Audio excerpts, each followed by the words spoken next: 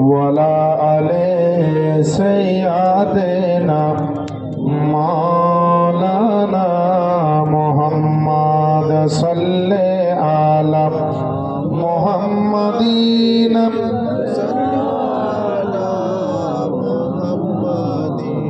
हरदम ज़बान से निकालो पाक नामे मोहम्मद हरदम ज़बान शफीआना मोहम्मद सल्लल्लाहु अलैहि नबी नूरेर नबी गो अपनी नबी আমার জীবনের জীবন জোরে বলেন সুবহানাল্লাহ একটু নবীর মহব্বতে বলেন না সুবহানাল্লাহ যে ভাইরা দাঁড়িয়ে আছেন একটু বসে যান আল্লাহর নবী নূরের নবী গো আপনি নবী আমার জীবনের জীবন দয়ার নবী মায়ার নবী গো আপনি নবী আমার জীবনের জীবন আপনি নবী আমার জীবন সাথী অন্ধকার কবরের বাতি আপনি নবী আমার নির্দনিয়ার ধন রহমাতাল লিল আলামিন রহমাতাল লিল আলামিন উম্মতের চাবি আল্লাহর নবী নূরের নবী গো আপনি নবী আমার জীবনের জীবন দয়ার নবী মায়ার নবী গো আপনি নবী আমার জীবনের জীবন আর দেখে তোমার মজেজা ভাগ্যমতী মা খাদিজা সব দিল জীবনের জবান মাল দৌলত যা ছিল মাল দৌলত যা ছিল চরণ সব সপিয়া দিল আল্লাহর নবী দয়ার নবী গো আপনি নবী আমার জীবনের জীবন দয়ার নবী মায়ার নবী গো আপনি নবী আমার জীবনের জীবন বিরাদর আমার বাপজিরা ভাইরা আল্লাহ পাকের নবীর সাহাবা ইকরাম 313 জন 1000 জন কাফেরের বিরুদ্ধে বদরের প্রান্তরে যুদ্ধে নামছেন যুদ্ধের সৈনিক হচ্ছেন কে যুদ্ধের সেনাপতি হিসাবে আব্দুর রহমান বিন আউফকে আমার নবী নির্বাচিত করেছেন বিখ্যাত একজন সাহাবী জান্নাতি সার্টিফিকেট প্রাপ্ত একজন সাহাবী আশারায়ে মুবাশশিরাদের মধ্যে থেকে একজন সাহাবী যার নাম হচ্ছে আব্দুর রহমান বিন আউফ রাদিয়াল্লাহু তাআলা তিনি আপনার এইভাবে তিনি সেনাপতিত্ব করছেন নবীর ইশক মহব্বত থাকলে পরে কি করা যায় দেখেন বড় বড় বাবু বড় বড় মস্তান যেটা করতে না পারে একটা বাচ্চা তো করে দিতে পারে যদি তার অন্তরে নবীর মহব্বত ঢুকে যায় বলবেন কেমন করে একজনের একটা দুইটা বাচ্চা যে বাচ্চা দুটোর নাম মুআজ এবং মাউজ রাদিয়াল্লাহু তাআলা আনহুমা ছোট ছোট দুইটা বাচ্চা দৌড়তে দৌড়তে এসে যুদ্ধের ময়দানে হযরত আব্দুর রহমান বিন আউফকে বলছে চাচা আবু জাহেল কোন লোকটা একটু দেখিয়ে দেন তো বলছে কেন রে বাবা এখন বিরাট বড় যুদ্ধ চলছে আর তোরা আবু জাহেলকে কি দেখতে চাস না তো শুনেছে আবু জাহেল বলে নবীকে গালি দেয় আবু জাহেল বলে ওইদিকে দেখ আবু জাহেল বলে নবীকে কষ্ট দেয় দুঃখ দেয় নবীর রাস্তাতে বলে কাঁটা বিছাই গর্ত খনন করাই ওই আবু জাহেল বলে নবীর সম্বন্ধে যাই তাই মন্তব্য করে তাই আমার মাদের কাছ থেকে আমরা বাপদের কাছ থেকে শুনে এসেছি আজ তার ব্যবস্থা একটা করব তারপরে ইনশাআল্লাহ যাব হযরত আব্দুর রহমান বিন আউফ তিনি আপনার বিরক্ত বোধ করলেন যে এই বাচ্চা ছেলে আবু জাহেলকে কি মারবে কারণ আবু জাহেল তো একটা সেনাপতি আপনার সমস্ত কাফেরদের সর্দার সে আপনার বিরাট সৈন্য সম্মত নিয়ে তাকে গোল করে ঘিরে দাঁড়িয়ে আছে, তার কাছে যাওয়া তো সম্ভব নয়। তবু আব্দুর রহমান বিন আউফ ওই বাচ্চা দুটোকে বললেন যে ওই দেখো আবু জাহেল দাঁড়িয়ে আছে, ঘোড়ার উপরে চেপে বসে আছে, আর তাকে সব সৈন্যতে গোল করে ঘিরে আছে, ওইখানে তো যাওয়া বাবা সম্ভব নয়। যেমনই হাতের আঙ্গুল দিয়ে দেখিয়ে দেওয়া, এমন আপনার জজবা ছিল, এমন একটা মহব্বত ছিল, এমন একটা ভালোবাসা ছিল, বাপ মায়ের কথা ভুলে গিয়ে নিজের জানের পরোয়া না করে ওই মাআজ আর মুআজ রাদিয়াল্লাহু তাআলা আনহু তারা দুই বজরাতে আপনার দৌড়তে দৌড়তে একেবারে আবু জাহেলের কাছে গিয়ে হাজির। বাচ্চা বাচ্চা ছেলে কার ট্যাঙের ফাঁক দিয়ে চলে যায় বুঝতে পারে না। আবু জাহেল আপনার ঘোড়ার উপরে আছে, হাতে পাবে না, তার আপনার যেন করলেন কি, আপনার ঘোড়ার পায়ের দিকে একটা তলোয়ারের আঘাত করলো। তো ঘোড়া যখন হড়মড়িয়ে পড়ে গেল, আবু জাহেল যেমনই জমিনে পড়া, ওই দুইজন সন্তান আপনার নবীর ইশক মহব্বতে, নবীর ভালোবাসা ছিল, নবীকে গালি দাও, নবীকে অসম্মান করো, নবীর বিরুদ্ধে কথা বলো, ইসলামের বিরুদ্ধে কথা বলো, নবী হচ্ছেন আপনার রহমতের নবী, দয়ার নবী, মুহাব্বতের নবীকে আঘাত দাও, আমি আজকে তোমাকে ছাড়বো না বলে এমন একটা আপনার আক্রমণ করে দিল, এমন একটা আপনার তার উপর প্রহার করলো। এই প্রহারের সঙ্গে সঙ্গে আবু জাহেলের আপনার গর্দন মাথার দিকে লক্ষ্য করে এমন একটা তলবারি চালিয়ে দিল যে আবু জাহেল আপনার ওই জমির উপরে ছটফট করতে লেগেছে। আল্লাহ পাকের নবী আপনার আমার নবী মুস্তাফা তারা আগের দিন বলেছিলেন যে শোনো রে আমার সাহাবারা, আবু জাহেলের লাশ কালকে এমন জায়গাতে পড়ে থাকবে। আবু জাহেল আপনার যখন ছটফট করতে আরম্ভ করেছে, ওই বাচ্চা দুটোর আপনার তলোয়ারের আঘাতে যখন আপনার তড়বাড় তড়বাড় করে লাফাচ্ছে, সেই সময়তে আবু জাহেল বলছে এ আমার সৈন্যরা, এ আমার সৈন্যরা, শোনো রে শোনো, আমার দলের মানুষ যারা আমার ভক্ত আছো, শোনো রে শোনো, বলে তোমরা একটা জিনিস বলে দাও, আমার ভাতিজা মোহাম্মদ যেখানে দাগ দিয়েছিল যে যেখানে আবু জাহেলের লাশ পড়ে থাকবে, আমার লাশ খানা কি ওই জায়গাতে পড়ে আছে না অন্য জায়গায়? তার আপনার ভক্ত শ্রোতারা তো সৈন্যরা আপনার দেখলো, তো আল্লাহর কসম করে বলি আমার নবী গতকালকে যে জায়গায় দাগ দিয়ে দিয়েছিলেন যেখানে আবু জাহেলের লাশ পড়বে, ওখানেই পড়ে আবু জাহেল আপনার ছটফট ছটফট করে লাফাচ্ছে। এ মুসলমান বাপজিরা ভাইরা, তার সৈন্যরা বলল হুজুর গো আপনার লাশ তো ওখানেই পড়ে আছে যেখানে আপনার ভাতিজা দাগ দিয়ে দিয়েছিল, যেখানে আপনার ভাতিজা আপনার রেখা কেটে দিয়েছিল, ওই জায়গা দিয়ে আপনার লাশ কানা আছে। আবু জাহেল বলছে শোনো রে শোনো, আমার ভাতিজার একটা কথা মিথ্যা আমি প্রমাণ করতে পারলাম না, সারা জীবন আমার ভাতিজার আপনি বিরোধিতা করলাম, আমার ভাতিজাকে মিথ্যুক প্রমাণ করতে পারলাম না, অন্তত একটা কথা আমার ভাতিজার কথাকে আমি মিথ্যা বানাতে চাই, আমার লাশ খানাকে টেনে যেখানে দাগ টানা আছে তার বাইরে করে দাও। কয়েকজন আপনার সৈন্য আবু জাহেলের লাশখানা ধরে আপনার ওই দাগ আপনার রেখার বাইরে নিয়ে যাওয়ার চেষ্টা করতেছে। আমার আল্লাহ পাক বলছেন ও আমার ইসরাইল ফেরেশতা শোনো রে শোনো, আমার নবীর কথাকে মিথ্যা বানাতে চায়, আমার নবীর কথাটাকে অসত্য করতে চায়, আমার নবীর কথাটাকে ফলস বানাতে চায়, বলে তাড়াতাড়ি করে যাও আর ওই আবু জাহেলের জানটা তাড়াতাড়ি কবেজ করে নাও। আল্লাহ আল্লাহ আবু জাহেলের লাশটাকে ধরপড় করতেছিল, ছটফট করতেছিল, আর যেমনই আপনার সরাবার চেষ্টা করতে গেল আল্লাহর হুকুমে নিমিষের মধ্যে ইসরাইল ফেরেশতা এসে তার আপনার জানটাকে কবেজ করে নিল, নড়ানড়ি বন্ধ হয়ে গেল। সৈন্যরা বুঝতে পারলো আবু জাহেলের দলের লোক, আমাদের সর্দার আর আমাদের মধ্যে নাই, সে আপনার ইন্তেকাল করেছে, মারা গিয়েছে। মুসলমান বাপজিরা ভাইয়েরা, এইভাবে আপনার বাচ্চা ছেলে দুটো আপনার নবীর দুশমনকে মেরেছিল, বাচ্চা ছেলেরা নবীর দুশমনের উপরে আক্রমণ করেছিল। কিতাবের মধ্যে আপনার লিখছে ওই দুইটা বাচ্চা আপনার লড়াই করতে করতে একজন আপনার তাড়াতাড়ি যখন শহীদ হয়ে গেল, অপর একজন লড়াই করছে 8-10 বছরের বাচ্চা, নবীর মহব্বত ইশক মহব্বত অন্তরে রেখে তারা কেমন করে লড়াই করতেছিল। একজন আপনার শহীদ হওয়ার পরে আর একজন যখন লড়াইটা চালাচ্ছিল, আপনার আবু জাহেলের বেটা যার নাম হচ্ছে আকরামা, ইয়ে আসার পরে বলছে আমার বাপকে মেরেছ বলে একটা এমন তলোয়ারের আঘাত করেছে গেছিল যে আপনার ওই বাচ্চাটার আপনার একদিকের হাত কেটে আপনার যেন ঝুলতে লেগেছিল, চামড়ার উপরে যেন আপনার একটু লেগেছিল, তবুও ইসলামের জন্য লড়াই করে, ইসলামের জন্য আপনার জিহাদের ময়দানে আপনার পাখির মতো আপনার আক্রমণ করতেছিল, ইসলামকে বাঁচাবার জন্য, ইসলামকে রক্ষার জন্য, আল্লাহ আল্লাহ রাসূলের শান মর্যাদাকে বাড়াবার জন্য। এইভাবে যখন লড়াই চলতেছিল, তার একখানা হাত কেটে ঝুলতেছিল রে মুসলমান, তবুও কিন্তু আপনার ডিস্টার্ব হচ্ছিল, লড়াই করতেছিল।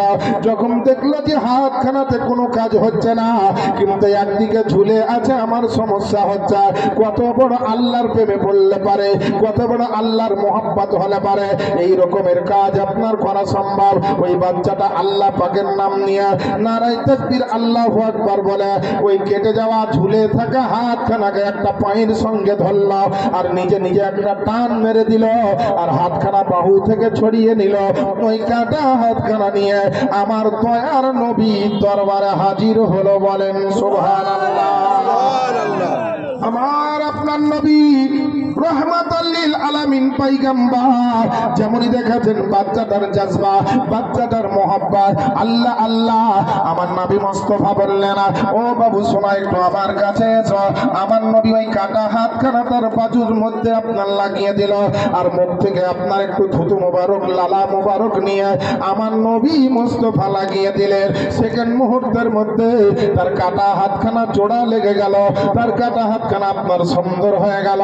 এ মুসলমান বাপজিরা ভাইরা, আপনাকে বলতে চাই আমার নবী কত বড় আপনার ডাক্তার ছিল, আমার নবী আপনার কত বড় আপনার বিজ্ঞানের বিজ্ঞান ছিলেন। বেরাদার আল্লাহ আল্লাহ, আজ পৃথিবীর জমিনে কারো যদি একটা হাত পূর্ণ কেটে যায়, বহরমপুর তো বহরমপুর, কলকাতা তো কলকাতা, বেঙ্গালোরের মতো আপনার উন্নত মানের চিকিৎসালয়ে যাওয়ার পরে কয়েক মাস কাটিয়ে দিলে ভালো হবে না, কিন্তু আমার নবী মুস্তাফা একটু লাভে দেহান লাগিয়ে দিয়েছে, একটু থুতু মোবারক লাগিয়ে দিয়েছে, তো আপনার সঙ্গে সঙ্গে হাতখানা জোড়া লেগে গেছে।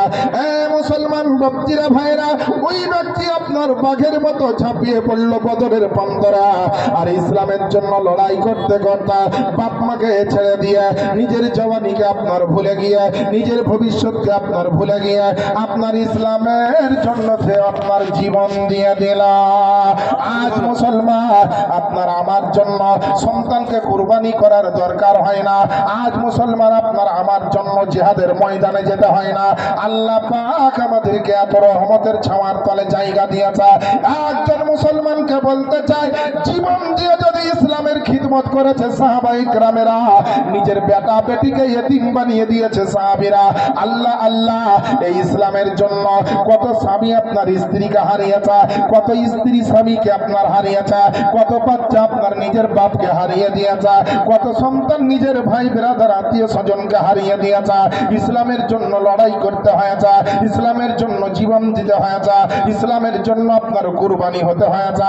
আজ পৃথিবীর জমিনে আল্লাহ পাক আপনার আমার জন্য বড় নিয়ামত দিয়েছে, বেটি বেটা আত্মীয় স্বজন সব দিয়েছে, জমি জায়গা টাকা পয়সা আল্লাহ পাক অনেক কিছু দিয়েছে। আজ মুসলমান আমাদের জন্য আল্লাহ পাক যে অর্থটা বরাদ্দ করেছে, এই অর্থ থেকে যদি ইসলামের খিদমতে লাগিয়ে দিতে পারে, ইসলামের যদি সেবায় লাগিয়ে দিতে পারে, মনে রাখবেন বেরাদার, আল্লাহ পাক আপনার ভিতরে এমন রহমত দিবে, আপনার সংসারে আল্লাহ পাক এমন আপনার বরকত দিয়ে দিবে। পৃথিবীর কোন মুসলমান যতক্ষণ পর্যন্ত আল্লাহর রহমত নিয়ামত না পাবে, যতই ইনকাম করুক, টাকা পয়সার আপনার মালিক হন না কেন, সুখ শান্তির মালিক হচ্ছেন আমার আল্লাহ পাক। দুনিয়ার বুকে সবকিছুর মালিক হচ্ছেন আল্লাহ পাক। আল্লাহ পাক যদি সুখ না দেয়, পৃথিবীর কেউ আপনাকে সুখ দিতে পারবে না। সুবহান। একজন মহিলা 100 টাকা দিয়েছেন, একজন মা। আচ্ছা, আপনার মায়ের জন্য দোয়া করব, আল্লাহ পাক যে নিয়তে দিলেন সে নিয়তকে যেন কবুল করেন। আচ্ছা ভাই, একটা লোক নাই, এই 10,000 টাকাটা বলেছিলাম তো খুব কঠিন মনে হচ্ছে আপনাদের কাছে? বড় একটা অসুখ হলে কত হাজার টাকা খরচ করতে। আল্লাহর নামে আপনাদেরকে শপথ দিয়ে বলি, আল্লাহর নামের দোহাই দিয়ে বলি, আল্লাহর পবিত্র কাবা বাইতুল্লাহর দোহাই দিয়ে বলি, আল্লাহর বিশ্ববিখ্যাত নবী নবী মুস্তাফার গুম্বাদে খাজরার দোহাই দিয়ে বলি, একজন ব্যক্তিকে নবী মুস্তাফার মহব্বতে এতগুলা মানুষের মধ্যে থেকে একজন নবীর গোলামকে দেখতে চেয়েছি। একজন ব্যক্তি নাই, একজন কোনো মাস্টার ডাক্তার, কোনো আপনার ব্যবসায়িক বাণিজ্য, যে কোনো মানুষ রুজি রোজগার যেইভাবেই করেন না কেন, একজন ব্যক্তি নাই নবীর প্রেমিক, নবীর দিওয়ানা একজন হবেন না। একটা লোকের ভিতরে নবীর যদি সরষা পরিমাণ মহব্বত থাকে এতগুলা মানুষের মধ্যে থেকে, তো একটা লোককে বলতে চাই। কি নাম আপনার?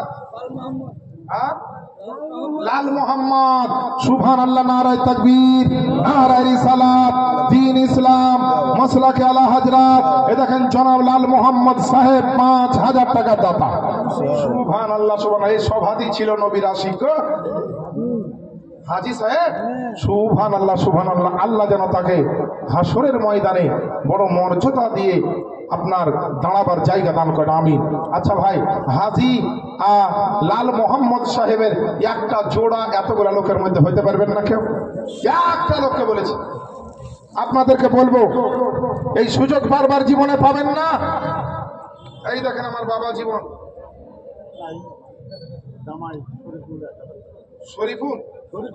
শরীফুল সাহেব 1000, আর কার 1000 দেন? আপনার 1000, চাচির 1000 দেন, চাচির 500, আপনার বেটা বেটির দেন। দেখি কার কার দিচ্ছে। হ্যাঁ, চাচা মেলা টাকা নিয়ে এসেছে, নবীর মোহাম্মদে এসে যত সস্তা লাগে। মাশাল্লাহ, মাশাল্লাহ। এই দেখেন 2500 টাকা নগদ দিয়ে দিয়েছে। আপনার ছেলে আব্দুর রাকিব সাহেব 3000, তাহলে হইল 5500, আর 500 টাকা দিয়ে 6000 বুঝিয়ে দেন। আচ্ছা 6000, মাশাআল্লাহ। তাহলে 6000টাই হাইস্ট থাকলো। নারায়ে তাকবীর, নারায়ে রিসালাত, দ্বীন ইসলাম, মাসলাকে আলা হযরত। এই নিজের বেটার নামে, বেটির নামে এবং বিবির নামে, জামাইয়ের নামে, নিজের নামে টোটাল 6000 টাকার দাতা। আল্লাহ যেন কবুল করেন, আমিন ইয়া রাব্বাল আলামিন। ও মায়েরা, আপনাদেরকে অনুরোধ করে বলি, ফাতেমার মহব্বতে, আয়েশা খাদিজার মহব্বতে কমসে কম 1000 টাকা করে টাকা আজকে নবীর ঘর মাদ্রাসায় দিতে হবে। জিয়াউল মুস্তাফা, আমি আপনাদেরকে অনুরোধ করি, আপনারা একটা মাসের লক্ষ্মী ভান্ডারের টাকাটা দিয়ে দেন নবীর ঘরে। যার আল্লাহ পাক আপনাদের ভান্ডারে আল্লাহর রহমত হবে, আপনাদের সংসারের ভান্ডারে, নিজের নিজের ভান্ডারে আল্লাহ যেন রহমত করে, সেই দোয়াটা করে দেবো ইনশাআল্লাহ। মহিলা মা বোনেরা, কমসে কম এই 1000 টাকা দেওয়ার সুযোগ পেয়েছেন, এই সুযোগটা হারাবেন না। সামনে বছর কে মরবেন কে বাঁচবেন জানেন না। আল্লাহ পাক জীবিত রেখেছেন আপনাদের, আমাদের এটা আল্লাহর বড় বড় শুকরিয়া আদায় করা দরকার। আমার বাপজিরা ভাইরা, 2টা হলো। কোরআন শরীফে কতজন নবীর নাম আছে আজকে বলবো। কোরআন শরীফে কতজন নবীর নাম আছে বলবো। আচ্ছা বলেন তো, ইজরাইল ফেরেশতা তো সবারই জান কবজ করে, ইজরাইলের জান কে কবজ করবে? হ্যাঁ, জানা দরকার আছে না নাই? জানা দরকার আছে। ইজরাইল আলাইহিস সালামের জান কে কবজ করবে?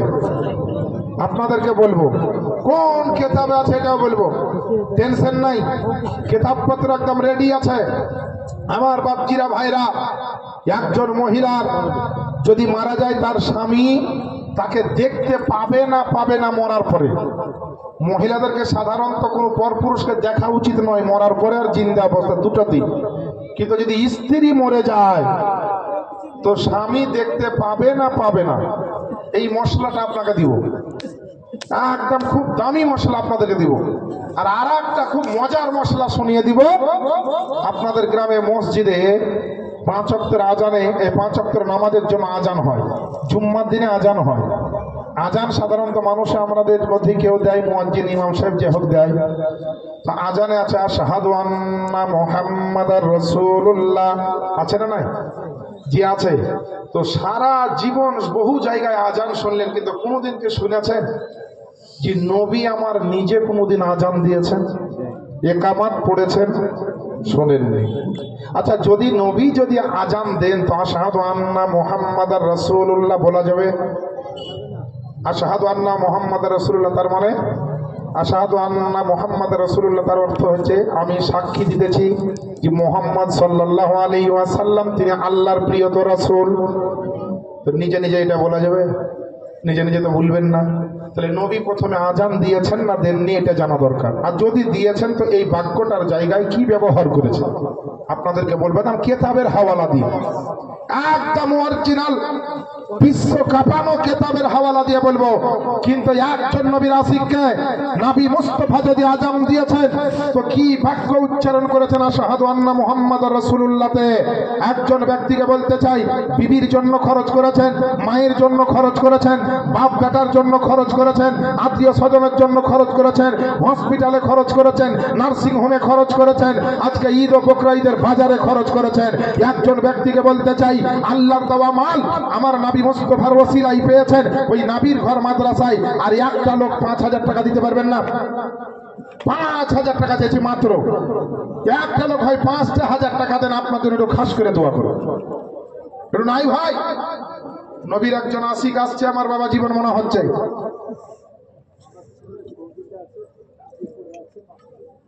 সৌদিতে আছে, অসুস্থ নাকি? ভালো আছেন তো? আচ্ছা, আপনার নাম? লালচাঁদ সাহেবের আব্বাজান মেহেরলাল সাহেব সৌদিতে আছে, তার ছেলের নামে ৫,০০০ টাকা দিবে। লেখলেন নারায়ে তাকবীর, নারায়ে রিসালাত, দ্বীন ইসলাম, মাসলাকে আলা হযরত। ৫,০০০ টাকা দাদা জিন্দাবাদ। বেরাদার ৫,০০০ টাকা তিনটে হলো। আর একটা দিলেই কিন্তু আমি এবার বলবো যে কোরআন শরীফে কতজন নবীর নাম আছে, কারণ 4টা খুব ভালো সিরিয়াল নম্বর গো। আল্লাহ 4কে খুব ভালোবেসেছে, 4কে আল্লাহ খুব মহব্বত করেছেন। একজন ব্যক্তি নাই, কোনো যুবক ভাই নাই, কোনো পরীক্ষার্থী নাই, চাকরিজীবী ব্যক্তি নাই, কোনো আপনার চাষা মানুষ মানে চাষি মানুষ, ব্যবসায়িক, ট্রাক্টরওয়ালা, ডিপওয়ালা, ভাটাওয়ালা, কন্ট্রাক্টর, আপনার কি বলছে বিভিন্ন রকমের মানুষ গ্রামে আছে, একটা লোক নাই। এই 4 নম্বরটা আল্লাহ কত ভালোবেসেছেন দেখেন। 4টা খলিফা, নবী মুস্তাফার 4 জন খলিফা ছিলেন। আসমানে যত কোটি কোটি ফারিস্তা আছে তার মধ্যে 4 জন ফারিস্তা বিখ্যাত। আসমানি আল্লাহ যতগুলো কিতাব ও সহিফা নাজিল করেছেন তার মধ্যে বিখ্যাত কিতাব হচ্ছে 4টি, মাযহাব রয়েছে 4টি, ইমাম রয়েছে 4টি। এইভাবে আপনার সব দিক থেকে যদি দেখা যায় তো 4কে আল্লাহ খুব ভালোবেসেছেন।